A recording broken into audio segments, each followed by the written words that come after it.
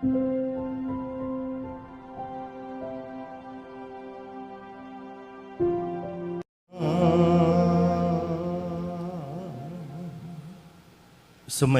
ang Panginoon. At sumaiyo rin. Ang mabuting balita ng Panginoon ayon kay San Lucas. Papuri sa iyo, Panginoon. Noong panahong iyon, tumingin si Jesus sa mga alagad at kanyang sinabi, "Mapalad kayong mga dukha, sapagkat ang Diyos ang maghahari sa inyo. Mapalad kayong mga nagugutom ngayon, sapagkat kayo'y bubusugin. Mapalad kayong mga tumatangis ngayon, sapagkat kayo'y magagalak. Mapalad kayo kung dahil sa Anak ng Tao, kayo'y kinapupuutan, ipinagtatabuyan at inaalimura ng mga tao, at pati ang inyong pangalan ay kinasusuklaman. Magalak kayo at lumukso sa tuwa kung ito'y mangyari, sapagkat malaki ang inyong gantimpala sa langit. Gayon din ang ginawa ng kanilang mga ninuno sa mga propeta.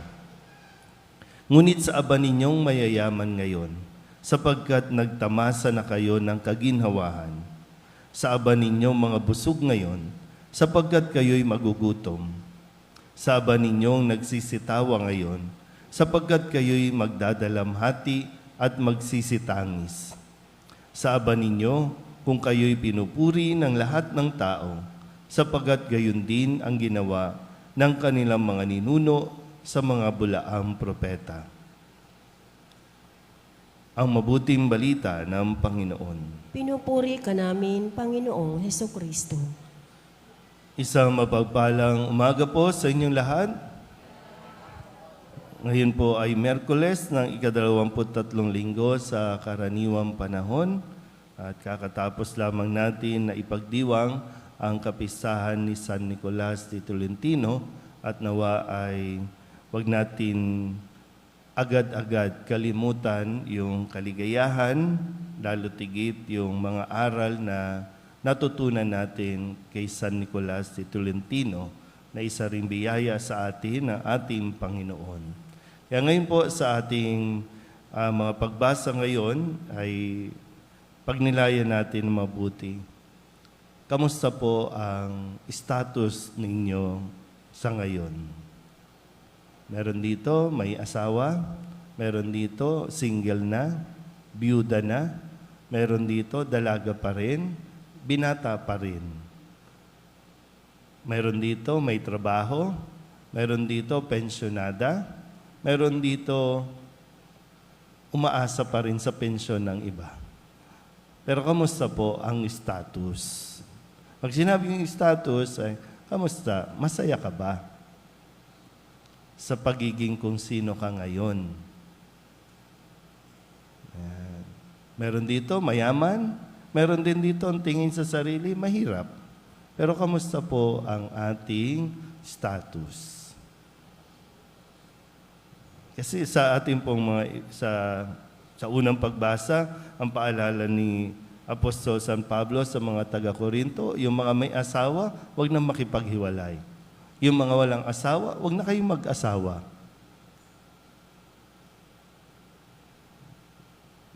Sa Ebanghelyo, sinasabi sa atin, makita nawa natin kung gaano tayo kapalad at makita rin natin na kung gaano tayo kawawa pagdating ng araw. So ngayon nakikita natin po yung mga mayayaman, wala rin katahimikan ang buhay. Mayaman nga pero kabi-kabilang kaso, kabi-kabilang hearing. Gusto niyo ba talagang maging mayaman?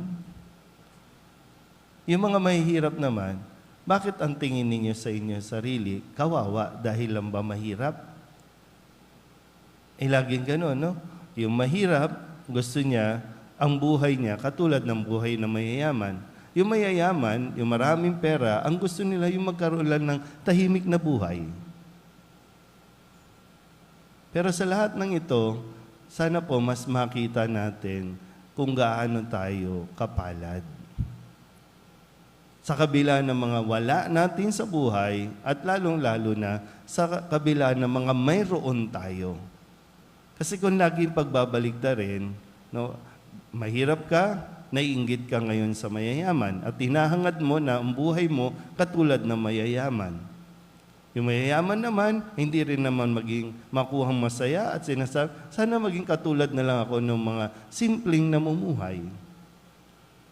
So, saan ba talaga tayo?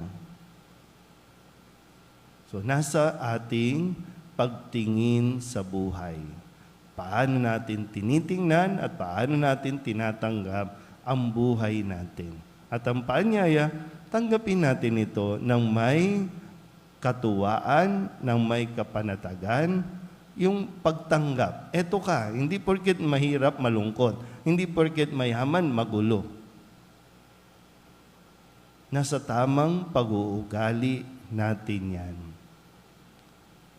Yung lagi natin tingnan kung ano ang mayroon tayo. Hindi sa kung ano ang wala tayo.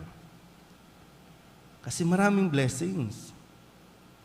Kahit nasabihin natin may sakit ka, makita mo pa rin yung dahilan para maging masaya.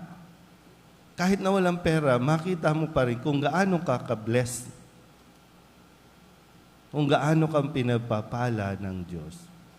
Pwedeng sabihin na, madali lang sabihin yan, Father, madali lang yan. Pero sadyang, nasa sa iyo lang talaga yan.